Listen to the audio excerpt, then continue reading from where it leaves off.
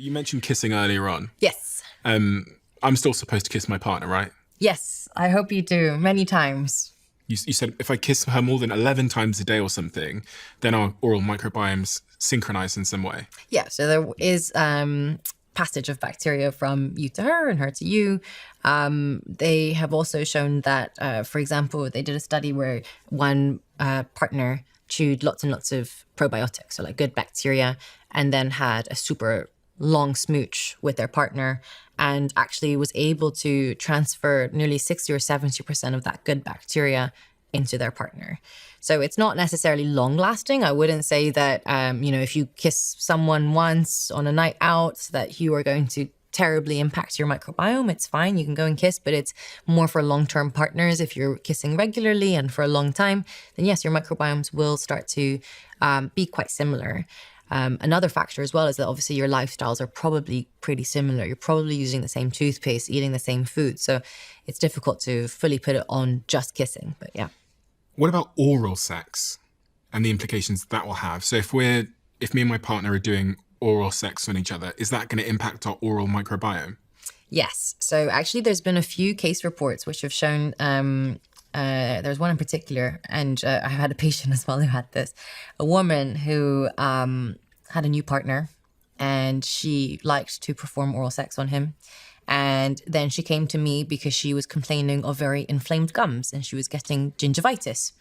And, it's not something I really ask. Like, I'm not going to be like, how's your sex life going these days? Like, so I didn't ask it, but she kept on coming back to me. No, my gums are still inflamed. No, my gums are still inflamed. And then she asked, she was like, is it maybe because I have a new partner? I was like, okay, maybe you guys are kissing a lot. And she was like, no. And then she explained to me. And then I was like, okay, fine. Why don't you go and test and ask him whether or not he has any issues? And it turns out that he was having recurrent urinary infections. And so actually they were transferring bacteria and she was having inflammation in her gums because she was, performing her oral sex. So yeah, there is transfer. Again, I wouldn't be scared and say never do it. I once made an ex-boyfriend do an oral microbiome test just to check and just to make sure everything was okay. You made him do it? Yeah. It's not a prerequisite anymore, but it was at the time. I was like, let me see. Let me just make sure. Of course it is. You must think that when you meet people, you must think, God, I wonder what their oral microbiome is saying, like in a romantic context, because you know the significance of it. Yeah, I think it's I spend a lot of time and energy making sure my oral microbiome is very nice and balanced. So I wouldn't want anyone messing that up for me. So it's important. Are you in a relationship now? Yes, I am. Have you tested their oral microbiome? I've been trying to, but he won't let me. You've asked him? Yeah, of course I have. And what did he say? Mind your own business. But I did give him an oral microbiome test. So hopefully he'll just use it. I said, you can even use a fake name. I don't care. I'm not going to test. I'm not going to check it. I just want you to do the test for me. For you? For me, yeah. And what's his rebuttal? He's like, He was like, what happens if you break up with me if I have a really imbalanced oral microbiome? And I was like, I hope that our relationship is stronger than just your oral microbiome, but there's ways to fix it. And that's the beauty of the oral microbiome, is that it's actually pretty easy to fix and to change. If his results came back and he had a terrible oral microbiome, one of the worst you've ever seen, yeah, are you less likely to kiss him that day? That day, yes. There you go. Don't do the test, my friend. No. Don't do the test. That day, yes. There's no upside to him doing this test. I completely understand. And then I would go and creep into his bathroom and change all of his oral products. This is what he's scared about. Personalize everything for him, and then... You've done that already. I already have. Yeah. He tests everything out for me as well, because I get a lot of products sent to me. So I'm always getting him to try things out for me as well. Okay, so no blowjobs if they've got issues down there? Yeah. Okay. Yeah. And we don't really know if they've got issues down there unless they admit it or do some kind of test. Yeah. Okay. What about fertility? Is there a link between our oral health and our fertility? Yes. So if we look at men to start with, there was a study done and they looked at a group of subfertile men, so men who weren't able to conceive with their partners. And they checked all of their mouths and they found that over 90% of these men had some sort of oral infection or dental disease of some sort going on. They split the group into two. Half the group had the treatment that was needed. So I don't know if they had gum disease or decay, they got it fixed. And the other half were left to their own devices. After 8 months, there was a 70% improvement in their success for pregnancy, the men who'd had their oral infections sorted, and they had a much better improvement in their sperm quality and motility as well. And what did they do to those men in that group where they saw the significant improvement? So, for example, if the man had gum disease, they would treat it with hygiene, or if they had an infected tooth, maybe they would take it out or do a root canal or etc. They would just have to treat that infection.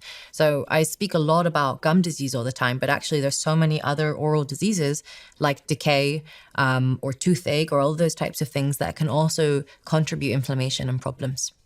In that study, 6 months after their sperm had improved by 20%, and after 8 months, 50% of their wives were pregnant. Yes. That is staggering. Yeah. What about women, though? Is there a similar sort of result as it relates to women's fertility? Yes. So research has also found that if a woman has gum disease, she is less likely to ovulate. And also she's going to have issues with conception. So they found that women with gum disease, it takes them 2 months longer to conceive versus a woman who doesn't have gum disease. But once the woman has conceived, the issue is still not over. She still has to maintain her gums. So firstly, a lot of women will have pregnancy gingivitis. So this is basically super inflamed, puffy gums because of all the hormones. And so they should be going very regularly to see their hygienist. But also what the research has found is that women who are pregnant and have gum disease are at a much higher risk of preterm birth, so premature babies, low birth weight, and also preeclampsia as well. So they did a study in Malawi. It was on 10,000 women. So Malawi has the highest rate of preterm birth in the world at just about, I think, just under 20%. And preterm birth is a big issue for governments, for hospitals. It's really expensive. You need to keep the woman and the child in the hospital for a lot longer. But also that child will have a whole myriad of problems afterwards as well. So weirdly, Wrigley's, the chewing gum company, sponsored this study. They went to Malawi. They had these 10,000 women. They split them up into two. 5,000 of those women were given sugar-free chewing gum, toothbrush, and some toothpaste, and the other half were left alone. And they found that there was a 20% improvement, or 20%, reduction in preterm birth in the woman who'd had the sugar-free chewing gum compared to the woman who hadn't had it. So something so cheap and so easy like chewing gum was able to actually reduce the risk of preterm birth for these women. How and why?